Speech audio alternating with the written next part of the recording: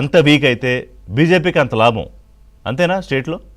మాకు దేశవ్యాప్తంగా ప్రాంతీయ పార్టీలపైన ఒక దృక్పథం ఉందన్నది. అనేక రాష్ట్రాలలో ప్రాంతీయ పార్టీలతోటి వల్ల అధికారంలో ఉన్నాం. బీజేపీ బీహార్ కావచ్చు, ఇటువైపు మహారాష్ట్ర కావచ్చు, రేపు ఇటు ఆంధ్రప్రదేశ్ లో కూడా ఎన్డీఏ గవర్నమెంట్ ఉంది. మాకు వీక్ చేయాల్సిన లక్ష్యమే లేదు. వాళ్ళు వీక్ అయితే మేమేం చేస్తామన్నా? ఇట్లాంటి అవినీతి కార్యక్రమాలు చేసి, నీతిపార చర్యలు చేసి వాళ్ళే వీక్ అయిపోతారు. లేదా వీక్ చేసి మీ దగ్గరికి సరెండర్ అయ్యేలా చేసుకోవడం, ఏదో స్ట్రాటజీ ఉంటుంది బీజేపీది, లేకుండా ఉండదు. అట్లుండదన్నా. ఇప్పుడు వాళ్ళు రేపు ఇప్పుడు మనం వాళ్ళ ఆరోపణలు మాత్రమే, రేపు రుజువు అయితే చట్ట ప్రకారం తప్పకుండా చర్యలు ఉంటాయి వాళ్ళపైన. అప్పుడు పార్టీ అనేది వాళ్ళ పార్టీలు తక్కువ ఉన్నారన్న. ఎంతో మంది ముఖ్యమంత్రి స్థాయి వ్యక్తులు, హరీష్ రావు ఉన్నారు, కేటీఆర్ గారు ఉన్నారు. అదే సమస్య ఇప్పుడు కవిత గారు ఉన్నారు.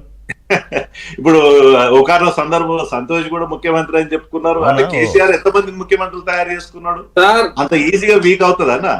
కాదు, మా లక్ష్యం కూడా అది కాదు. ఎందుకంటే తప్పు చేస్తే తప్పకుండా చట్టపరమైన చర్యలు ఉండాలి. భారతీయ జనతా పార్టీ రెండు ప్రభుత్వాలు కూడా అవినీతి కూరుకుపోయినాయని చెప్పి వాళ్ళ ప్రజలు బీజేపీ వైపు చూస్తున్నారు. రాబోయే రోజుల్లో బీజేపీ అధికారంలో వచ్చే అవకాశం ఉంది. అంతేనా? సార్ చూద్దాం. ఈ కేసుల వ్యవహారం ఏంటి చరణ్ గారు చెప్పండి. బీఆర్ఎస్ పార్టీ బలైన పడ్డప్పుడల్లా భారతీయ జనతా పార్టీ లాభం జరుగుతా ఉంది. ఎంపీ ఎలక్షన్ లో 20% ఓట్లు ఎవరికి వచ్చినాయి? ఆ ఓట్లు మాత్రం 40% మాయ మార్కే ఉన్నాయి. 4 నుంచి 8 బీజేపీ వెళ్ళింది, వీళ్ళు 0కి వెళ్ళారు 16 నుంచి.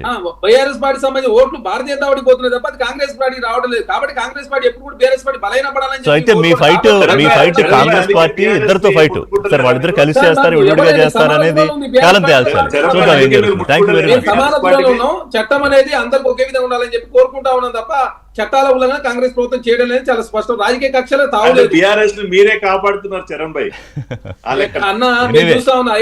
దర్యాప్తు సంస్థలు అయితే తేలుస్తాయి, తర్వాత కోర్టులో ఏం తేలుతుందో చూద్దాం. ముగ్గురికి ధన్యవాదాలండి పార్టిసిపేట్ చేసేందుకు. ఇదే వాటి బ్రేక్ఫాస్ట్ షో. అప్డేట్స్ కోసం కీప్ వాచింగ్ ఏబిఎన్.